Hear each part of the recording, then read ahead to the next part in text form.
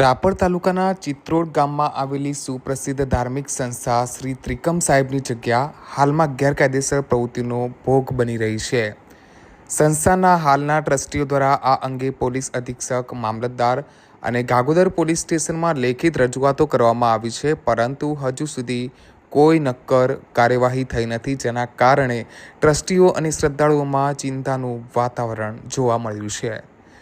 ગેરકાયદેસર કબજાનો પ્રયાસ તાજેતરમાં જ તારીખ 31 જુલાઈ 2025ના રોજ 300થી વધુ અજાણ્યા ઇસમોએ ગેરકાયદેસર રીતે જગ્યામાં પ્રવેશ કરી એક મીટિંગ યોજી અને સંસ્થા પર કબજો કરવાનો પ્રયાસ કર્યો હતો.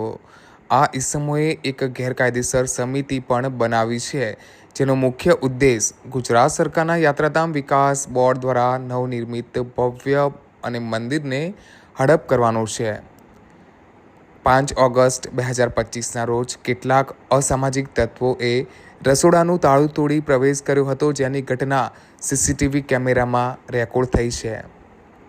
ઉપરાંત મંદિરને બદનામ કરવાના ઈરાદે 10 ઓગસ્ટ 2025ના રોજ સીસીટીવી કેમેરા પણ બંધ કરી દેવામાં આવ્યા હતા, જેથી તેમના કૃત્યો છુપાવી શકાય.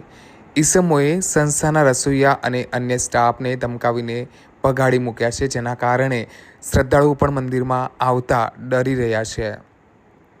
ટ્રસ્ટીઓએ રજૂઆત કરી છે કે મંદિરના ભવનોમાં દાતાઓ દ્વારા અપાયેલ લાખો રૂપિયાનો સામાન તેમજ રોકડ રકમ અને આભૂષણો સુરક્ષિત રાખવામાં આવ્યા છે, જેના ચોરી થવાનો મોટો ભય છે. ઉપરાંત આવા તત્વો દારૂ જેવા વ્યસનો ધરાવતા હોવાનું પણ ટ્રસ્ટીઓએ જણાવ્યું છે.